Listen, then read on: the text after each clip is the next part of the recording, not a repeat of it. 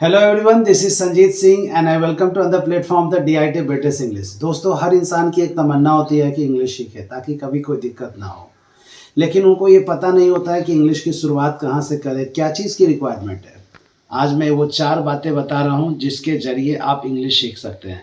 अगर ये दोस्तों ये 4 बातों का यूज़ करते हैं तो डेफिनेटली कभी भी इंग्लिश में दिक्कत नहीं होगी। इंग्लिश सीखने के लिए सबसे पहले एक इन्वायरमेंट को क्रिएट करना है। दोस्तों, कभी याद किए हैं कि जब आपने हिंदी सीखा तो क्या आपको कहीं कोचिंग की ज़रूरत पड़ी? नहीं। क्या कभी कोई ट्रेनर की ज़रूरत पड़ी? नहीं। कोई गाइडलाइन की ज़रूरत पड़ी? नहीं। तो किसकी ज़रूरत पड़ी? कैसे आप अपना हिंदी सीख गए? हिंदी इसलिए सीखे क्योंकि आपको वो माहौल मिला, वो इन्वायरमेंट मिला। लाइक दैट, अगर आपको इंग्लिश सीखना है तो आपको खुद का माहौल आप ही को क्रिएट करना होगा। जब तक आप खुद की माहौल नहीं क्रिएट करते हैं तब तक आप इंग्लिश नहीं सीख सकते हैं।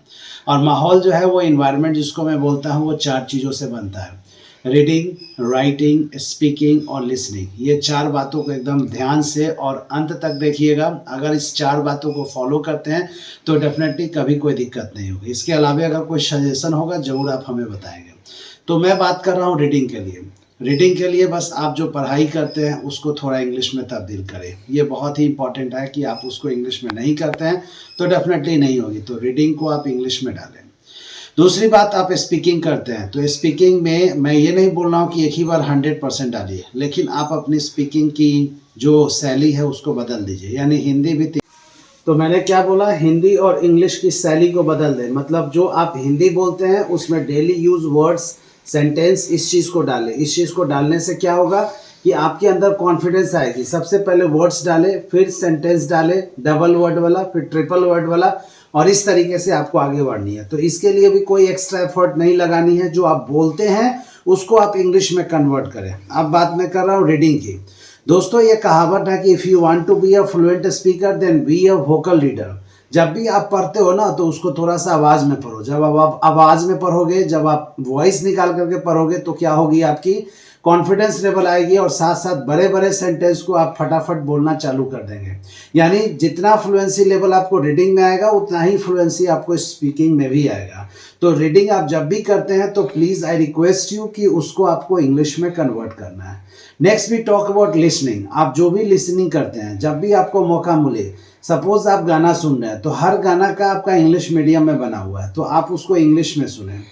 दोस्तों, it is well known proverb that more you speak English, more you get confidence level. More you practice English, more you just improve yourself. So it's very very important that if you really want to be a fluent speaker, then please try to speak as much as possible so that you will never ever face any kind of problem. And you know very well that nowadays it has become a communicative language. If you want to go somewhere and if you don't know how to communicate, then definitely you are going to face a problem. मैं एक story बता रहा हूँ। एक student ने south India गया और south India जा रहा था तो वहाँ पर ऐसा देखा गया कि बहुत सारे जो वहाँ के लोग हैं वो हिंदी में जानते हैं, हिंदी में बातें भी करते हैं, लेकिन वो हिंदी में बात नहीं करना चाहते हैं।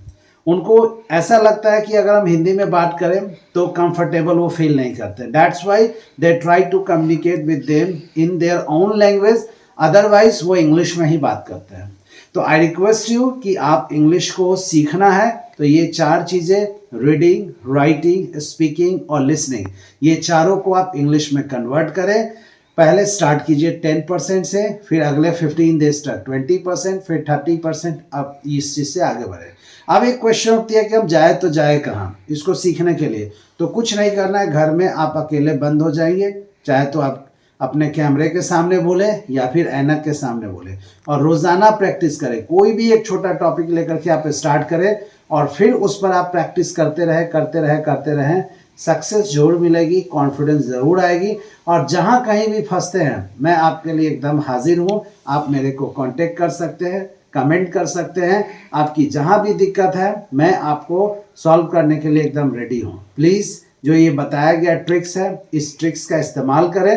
डेफिनेटली आपकी इंग्लिश बहुत ही अच्छी होगी, इसकी मैं उम्मीद करता हूँ।